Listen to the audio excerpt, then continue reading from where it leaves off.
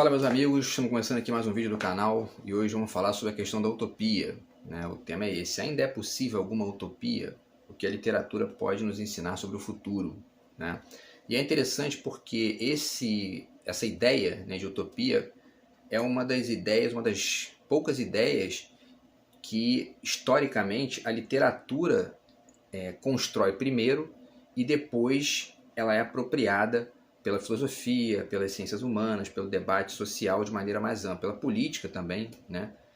E isso é um exemplo interessante, né? Porque normalmente a filosofia constrói os conceitos e depois a literatura vai utilizando isso para poder, né, comentar de maneira ficcional, estrito senso, né?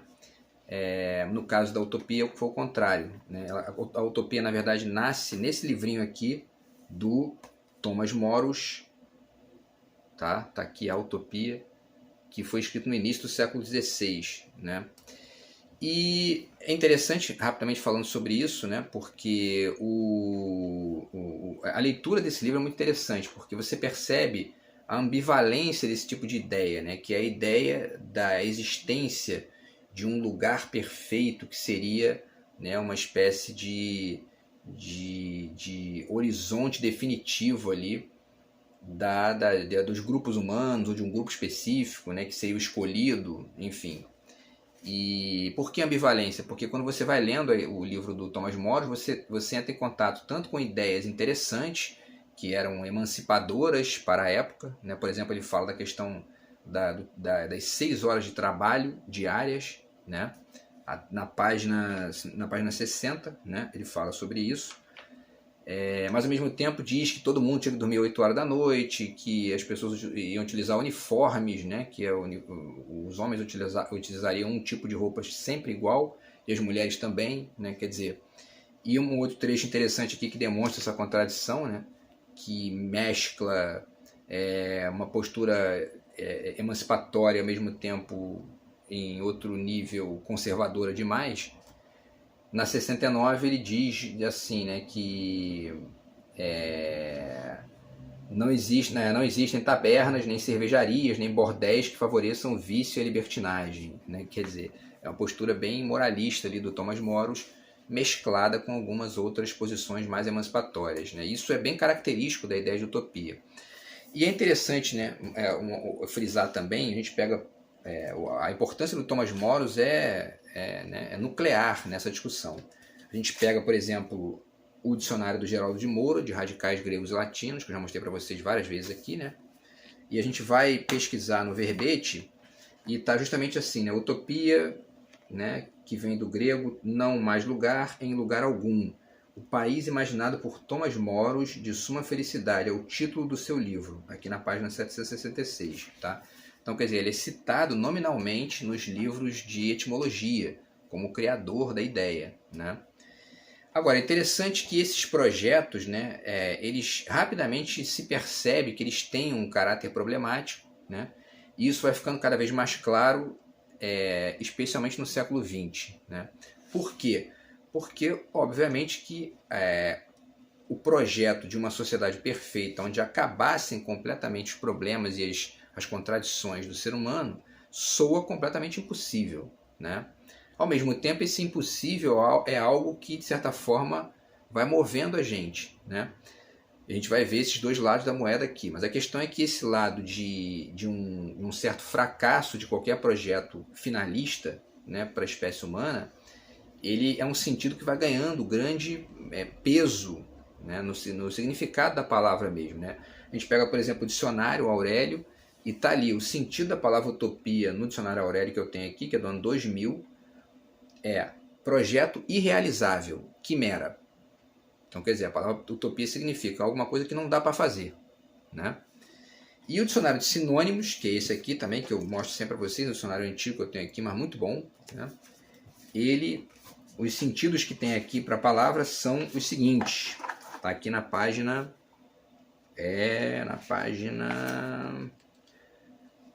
Onde está aqui? Na página 1088. Então, devaneio, fantasia, ilusão, mito, quimera e sonho, né? Então, tirando a palavra sonho, a palavra fantasia que são ambivalentes, né? Pode significar tanto algo impossível quanto algo interessante. As outras, né? Devaneio, ilusão, mito, quimera, são palavras que significam coisas que são, né? Que não existem, que não têm sentido, né? E esse é um sentido que vai ganhando muita força, né? Ao mesmo tempo, essa palavra ela não representa, ela passa, né? É interessante que ela passa a representar não só as teses do Thomas Moros, e portanto teses de certa forma políticas, mas também religiosas, e também filosóficas, né? Então ela começa a representar não só as ideias do Thomas Moros e as posteriores, mas também as anteriores, como por exemplo a República do Platão, que está aqui, que vai passar a ser considerado também uma proposta utópica, né? Isso, né, em termos da religião, isso fica bem claro, né, quando a gente pega as teses sobre o Apocalipse e tudo mais, né?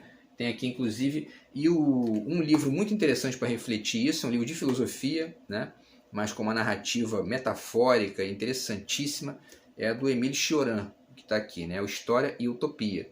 Ele faz uma reflexão, né, sobre a ideia de utopia no âmbito político, especialmente analisando a União Soviética, mas também o tema da liberdade, né? E também a religião, né? As vinculações da ideia de utopia com a religião. Então aqui na página 90 você encontra essas duas referências, né? Ele fala que, né, ele bota aqui, logo será o fim de tudo e haverá um novo céu e uma nova terra, lemos no Apocalipse. Se eliminamos o céu e conservamos só a nova terra, teremos o segredo e a fórmula dos sistemas utópicos, que é justamente essa perspectiva, né, de uma espera essencial por um lugar perfeito, né?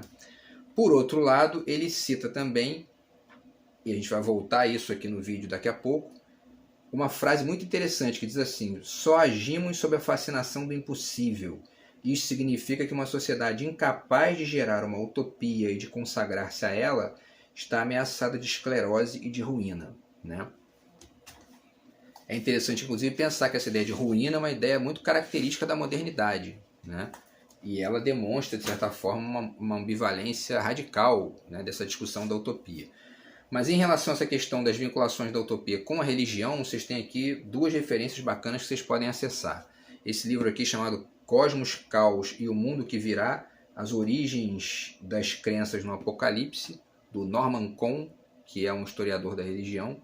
Muito interessante, porque dentre outras coisas vocês entram em contato também com as teses que haviam sobre o início do universo nas culturas antigas, né?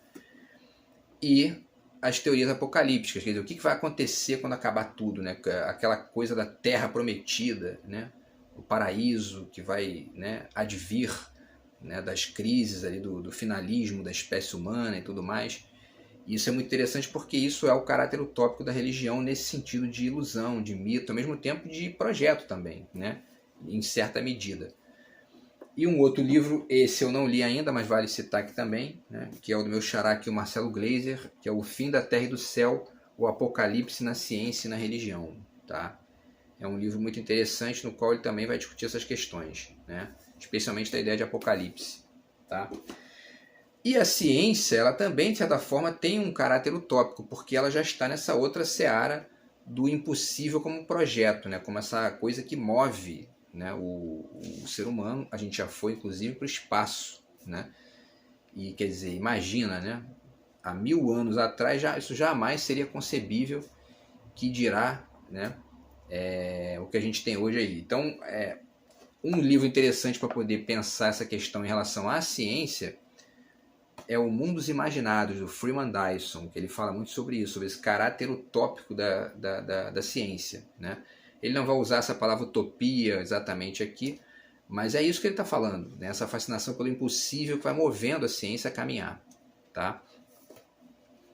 E ao mesmo tempo, essa ideia, então, né, quer dizer, do Thomas Moros, ela começa a ganhar várias dimensões, né? Não só a dimensão religiosa, a dimensão política, a dimensão filosófica também. E filosofia e política estão o tempo todo conectados. A literatura também, vide aí o Thomas Moros, né? E o fato é que essa ideia que começa na literatura, ela migra para o debate filosófico e vai ganhando vários contornos, né? O contrato social, por exemplo, do Rousseau, é de certa forma uma proposta utópica, né? E isso chega também no Hegel. A fenomenologia do espírito do Hegel também é um projeto utópico ali de encaminhamento do sujeito para uma posição absoluta, né, na qual essas contradições se resolveriam, né? Esse caráter finalista, o século XX começa a mostrar que ele não tem muito sentido, que não há muita condição não há condição de se alcançar esse lugar aí de definição, de solução dos problemas humanos. Mas o projeto do Hegel vai gerando releituras, né? Chega, por exemplo, na releitura do Nietzsche, que vai sugerir, né, o super-homem, o do Zaratustra, né, o para além do bem e do mal, que é a posição justamente que hoje a gente chama de nihilista, né? Que é essa posição de eliminar todos os valores, né? E também a releitura do Marx, né, que é a releitura utópica mais conhecida, né, que é justamente o Manifesto Comunista, que está aqui para vocês, né? E o mesmo que se diz, né, o mesmo que eu digo aqui de todos os autores, serve também para... A gente já fez um vídeo aqui falando sobre isso, o comunismo e o capitalismo, né? Apesar desse caráter finalista do projeto do Marx ser, obviamente, que, né, impossível, estrito senso falando, o entremeio das propostas dele, quer dizer, né, a percepção das contradições que vão caminhando ali entre o proletariado e os donos do meio de produção, e que vão gerando modificações na lógica toda, isso faz muito sentido e continua acontecendo até hoje, né? E da mesma forma existe no outro lado, ou seja, no lado dos capitalistas estrito senso, a percepção de que o capitalismo seria uma utopia possível, né? O que também não faz sentido, porque o processo é o tempo todo, né, uma mescla de práticas e ao mesmo tempo de ideias ali que vão se enredando e vão se conectando e ao mesmo tempo se combatendo, né, na guerrilha ideológica e simbólica do mundo, aí nas práticas cotidianas, né? Vamos pegar um exemplo de cada um, para a gente poder entender, né? Vamos ver aqui o tempo, né? Então vamos pegar um exemplo de cada um, para poder entender isso. Um exemplo, né, de um utopista comunista e de uma utopia capitalista. Tá? O utopista comunista que a gente vai citar aqui é o Mayakovsky, tá? Nesse livro Vida e Poesia. Tem dois poemas interessantes dele aqui sobre isso. Um deles está na página 131 e se chama justamente Desatai o Futuro, né? E aí ele fala: o futuro não virá por si só se não tomarmos medidas, né? Que é bem a coisa da utopia. Pega-o pelas orelhas, Komsomol. Komsomol é a união da juventude comunista da época, né?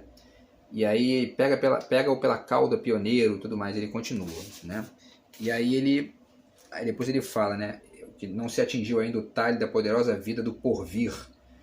Enfim, e aí depois em outro poema que está na página 167, chama-se Nós os Comunistas, ele fala, né, comunistas nós somos porque os pés solidamente plantados no dia de hoje sondamos do futuro a noite densa, somamos o presente de viver. Ele continua e tal, que ouvimos a classe que murmura com os sem vozes lançados ao ataque, formamos uma massa unida como um só e que canta.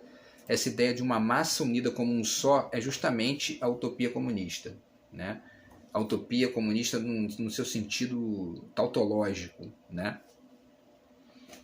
E, obviamente, que isso não se sustenta, né? Porque existem as diferenças humanas, né? A gente vai chegar lá também. Por outro lado, existe um caráter utópico no sentido de ilusão também nos capitalistas, né? Baseados em quê? Baseados em um certo individualismo, né? Quer dizer, em um individualismo radical, né? E esse livro aqui, O Indivíduo, do Alain Renaud, reflete bem essa questão, tá? Ele vai falar aqui num dos trechos que isso ganha, né, essa ideologia do indivíduo ganha um caráter de sacralização, né, do indivíduo. Tá? Na página 66. Né? Então, quer dizer, são esses dois, né, focos, aí, esses dois lados ideológicos que vão se combatendo, os dois sugerindo a si mesmos como a resposta definitiva para a questão, né? E a dialética entre eles dois vai, né, continuando a despeito disso, né? Isso vai ganhando o século XX, né? E a gente tem, depois da Segunda Guerra Mundial, a Guerra Fria. E a Guerra Fria constrói ali, estabelece, né, na verdade, dois atores políticos fundamentais para essa guerra entre as duas propostas utópicas, né, que são os Estados Unidos, sugerindo o capitalismo como o fim da história, e a União Soviética sugerindo o comunismo, né? E a coisa vai caminhando, chega num ponto em que a União Soviética quebra, né? O projeto da União Soviética termina, que é o início da década de 90, né? Com a queda do Muro de Berlim, que se não me engano foi em 89, agora não lembro se foi 89 ou 90, mas acho que foi 89. E a perestroika e a glasnost na União Soviética com Mikhail Gorbachev, né? Isso gera, na verdade, uma ideia na época de que, já que terminou esse embate ideológico entre as duas grandes potências, acabou a história, né? Tem o famoso livro do Francis Fukuyama, né, que fala sobre o fim da história, e começa a se chegar numa época em que, não, então está tudo resolvido, o capitalismo venceu, né? O mundo inteiro vai se transformar num grande capitalismo, e qualquer tipo de proposta utópica perde sentido, porque se só tem um vencedor, não existe mais dialética, não existe mais diferença em jogo, ou seja, acabou a utopia, né? A possibilidade de utopia, né? Enfim, isso é muito questionável, né? E a gente vai chegar lá, a gente vai falar disso no final do vídeo. Mas antes ainda, a gente vai falar sobre um exemplo específico que acontece nesse processo. Dois, na verdade. Rapidamente aqui, né? Na literatura de crônica, tá? O Nelson Rodrigues aqui, numa das crônicas que estão nesse livro, A Pátria em Chuteiras, uma crônica de 1966, chamada justamente Utopia Fatal, está na página 129. Ele critica o Admildo Schirol, que criticava o individualismo excessivo dos jogadores brasileiros, porque o Brasil tinha acabado de perder a Copa de 66, né? A gente ganhou a Copa de 58 na Suécia e de 62 no Chile. E aí perdeu a Copa de 66, o Schirol dizia que perdeu por conta do individualismo. E o Nelson Rodrigues aqui diz, não, nada disso, né? E aí o Schirol sugere o coletivismo europeu, né? Que a gente tinha que se espelhar no coletivismo europeu para poder voltar a ganhar. E aí o Nelson Rodrigues aqui critica isso, diz que não, que é impossível, que não, né? Que isso é impossível porque isso ia bater de frente com a existência da diferença, né? E ele cita vários exemplos aqui, fala inclusive que numa competição modesta na 130, né, de cuspe à distância, o torcedor exige o mistério das grandes individualidades. No futebol, a própria bola parece reconhecer Pelé ou Garrincha, que são os craques, né? E só falta lamber-lhes os pés como uma cadelinha amestrada. E aí ele continua dizendo que o craque é decisivo, né? E ao mesmo tempo ele diz, evidentemente, que os 11 são indispensáveis, mas o que leva público e faz bilheteria é o craque, né? Então, utopia fatal, ele está dizendo o que é utopia fatal? É o coletivismo do Schirol, né? Que na visão do Nelson não se sustentava, né? Agora, se a gente pega o futebol recente, né, é interessante a gente pensar no futebol recente porque tem vários exemplos interessantes. Quer dizer, a Espanha ganha a Copa de 2010 com um futebol radicalmente coletivista, né? Que era o famoso tic-tac, né? Que é 80% de posse de bola, não deixar o adversário jogar, quer dizer, né? Ocupar todos os espaços e tudo mais. Era uma coisa até sufocante de ver, né? Só que se você olha com um pouco mais de atenção, você vai ver que naquela seleção da Espanha havia craques. O Iniesta, por exemplo, era um grande craque daquela seleção, né? Fazia diferença ali. Xavi também era um grande craque daquela seleção, enfim.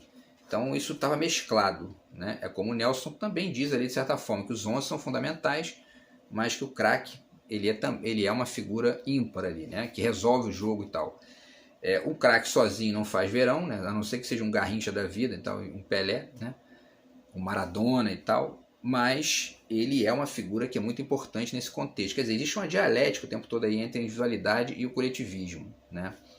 Já a seleção da Alemanha de 2014, por exemplo, ela tem um futebol que é mais para coletivista do que para individualista, né? Quer dizer, não tinha nenhum craque ali no nível do Iniesta, por exemplo, e a seleção ganhou a Copa com uma certa tranquilidade, né? Enfim, a gente vai vendo aí essas movimentações que vão o tempo todo acontecendo no futebol. Agora, um outro exemplo de uma proposta utópica que já vai, de certa forma, demonstrando essa crise da ideia de utopia do final da Guerra Fria, está nesse livro aqui, que é o Caos, Terrorismo Poético e Outros Crimes Exemplares, do Hakim Bey. Já falei desse livro para vocês, um livro muito interessante, né? Vamos ver o tempo aqui. E aí, o Hakim Bey sugere aqui várias coisas interessantes, dentre elas uma coisa chamada utopia pirata, né? E essa expressão utopia pirata, que é uma expressão... O Hakim Bey é um autor da contracultura americana, né? Quer dizer, o que foi a contracultura? Os movimentos hippie, punk, né? Que buscavam criticar o capitalismo, criticar, né, a mercantilização da sociedade, né? E justamente uma das propostas de utopia pirata que ele, né, de atitudes revolucionárias ali dele, ele diz que as pessoas têm que, né, uma atitude revolucionária possível, rebelde possível, é entrar num caixa eletrônico, cagar lá dentro e ir embora, né? Para deixar ali o cheiro ruim, contrapondo aquela pureza do banco e tudo mais. Só que a estrutura dessa proposta dele é evidentemente desvinculada de qualquer lógica coletiva mais ampla, né? É uma lógica de crítica mesmo ali imediata, né? Sem maiores consequências num âmbito extenso, né? Então ela é um efeito nítido da crise das utopias, né, extensas, né, dos projetos utópicos mais amplos, né? E por isso há o nome que ele dá a utopia pirata, né? Porque o pirata é uma figura de margem, na verdade, do sistema, né? De margem da lógica ali. Então, enfim, né? Isso denota nitidamente uma crise, né? Um outro aspecto também interessante é a presença da ficção científica, né? Das distopias, né? 1984, enfim, uma série de outras distopias que também vão, de certa forma, ilustrar essa crise, né? da ideia de utopia clássica, que é a do Thomas Moros, né? Mais algumas referências rápidas aqui, 3 referências rapidinhas aqui para fechar, tá? Esse livro da Higina Moreira Bruzzi, que é um livro de arquitetura e filosofia da arquitetura, né? Do visível ao tangível, em busca de um lugar pós-utópico. Ela usa essa expressão pós-utópico, né? Que já é uma expressão da década de 90, do início do ano 2000, né? E ela utiliza aqui o Jean Baudrillard, que a gente já falou dele aqui outras vezes, o conceito de simulacro dele, para poder chamar atenção para essa crise da ideia de lugar, né? Que é uma crise, né? Nós estamos vivendo uma lógica meio que pós-utópica, ou seja, né? Já não há mais... a gente vive numa lógica muito veloz, né? E onde não existe mais condição de propor, segundo essa perspectiva, um projeto de médio e longo prazo, né? Então ela chama atenção para isso e vai dar exemplos disso na arquitetura, tá? Outro livro que também fala sobre arquitetura, mas que é mais amplo, né, que vai em outros temas também, é esse aqui do Frederick Jameson, Pós-Modernismo, a Lógica Cultural do Capitalismo Tardio, tá? Ele também vai falar disso, né, dessa questão da pós-utopia. O título do capítulo que fala sobre isso é justamente o capítulo 6, né, que está na página 171, o utopismo depois do fim da utopia, né? Quer dizer, só que a proposta dele é uma proposta mais proativa, né? Ele vai dizer aqui na página 176 o seguinte: quero frisar muito bem a necessidade da reinvenção da visão utópica em qualquer tipo de política contemporânea, né? Quer dizer, ele está sugerindo alternativas a esse certo niilismo radical, né? das propostas de que nós não temos mais condição de ter utopia, né? E o último autor que vale citar também, desses 3, né, que falam sobre isso, é o Peter Sloterdijk, nesse livro aqui, Crítica da Razão Cínica, né? E nesse livro ele vai afirmar várias coisas nesse sentido também, né? Ele vai dizer que nós vivemos uma lógica cínica hoje em dia, que é justamente a resposta ao fim das utopias, né? Na página 33 ele diz, né? Os cínicos não são bobos e olham simplesmente para o nada e novamente para o nada a que tudo conduz, né? Ele fala do aparato psíquico elástico dos cínicos e tudo mais, que buscam meramente sobreviver, né, sem maiores projetos. E na página 35 ele reafirma isso, diz que o ranço característico do cinismo moderno é de natureza essencial. É uma disposição da consciência que padece esclarecimento e que, instruída pela experiência histórica, não admite otimismos baratos. Novos valores? Não, obrigado. Após as esperanças obstinadas, propala-se a monotonia dos egoísmos, né? Ele, na verdade, então está aqui, ó, Crítica da Razão Cínica, ele está sugerindo aqui o enquadramento, mas ele faz uma proposta crítica também, assim como o Jameson, né? Ele sugere que a gente retorne ao cinismo do Diógenes, enfim, faz várias propostas aqui para poder tentar contrapor esse niilismo radical aqui, né? porque de fato a gente tem que continuar de alguma maneira, né? Vou ver o tempo aqui. E ainda para finalizar, né, tem uma crônica do Afonso Romano de Santana, nesse livro aqui, Ler o Mundo, que chama-se justamente A Utopia Realizada, né? Está na página 149, ele fala de uma cidade chamada Faxinal do Céu, no Paraná. É uma cidade muito bonita, né? Essa crônica é de 97, né? E aí ele fala da cidade, que a cidade foi montada ali com alamedas literárias, filosóficas, artísticas e tudo mais. E a utopia realizada, por quê? Porque ele vê ali uma espécie de paraíso, né? E, por outro lado, é interessante ver que hoje, eu fui pesquisar o que aconteceu com essa cidade hoje, né? Parece que ela passou a ser gerida por uma empresa, Copal, se não me engano, e a empresa parece que não quer mais ali um monte de coisa na cidade, parece que vai deixar só uma escola e vai vender o resto, né? Quer dizer, a utopia realizada já não está tão realizada. Enfim, por quê? Porque a coisa caminha, né? Por outro lado, essa percepção do Afonso Romano é interessante, por quê? Porque ele tenta apontar algum tipo de caminho ali, né? E isso é, de certa forma, um eco do que faz o Jameson e do que faz o Sloterdijk, quer dizer, sugerir algum tipo de proposta, né? E o último exemplo que eu ainda dou antes de finalizar aqui a reflexão está nesse livro aqui, que é o Cada Homem é uma Raça, né? Um livro de contos do Mia Couto. O último conto aqui chama-se Mastros do Paralém, né? Está na página 171. E a epígrafe do conto diz o seguinte aqui, ó: só um mundo novo nós queremos, o que tenha tudo de novo e nada de mundo, né? Esse é o mundo dos mastros do Paralém, né? Ele fala da questão da mestiçagem, é muito interessante o conto, né? E de certa forma também esse conto ele ilustra muito bem essa contradição da ideia, né? Vamos ver o tempo aqui. Por quê? Porque qual é a questão, né? Essa ideia de utopia, ela, ao mesmo tempo em que ela deve ser criticada como algo finalista, ela não pode ela não pode desembocar numa espécie de desistência de qualquer tipo de projeto, né? Porque senão a gente fica meio que flutuando num tanto faz como tanto fez, não importa que tenha guerra, não importa que tenha fome, não importa que tenha riqueza, tanto faz, né? O importante é continuar de alguma maneira, quer dizer, e aí não se constrói nada. Esse é o dilema do Brasil, né? Porque o Brasil, como diz a frase famosa do Stefan Zweig, é o país do futuro, né? E a ideia de futuro tem tudo a ver com a ideia de utopia, né? Só que a gente vive nessa coisa de ser o país do futuro e esse futuro nunca chega, né? Por que ele nunca chega? De repente, justamente porque a gente vive achando que é o país do futuro e não o país do presente. A gente tem que construir alguma coisa aqui no presente. Então, um projeto nacional de desenvolvimento, como fala o Ciro Gomes, como de certa forma é a esquerda que tem realmente para o Brasil. Porque a direita fica muito mais presa. A gente percebe essa diferença. A direita brasileira ela ainda está nessa sacralização do indivíduo. O neoliberalismo é isso, né?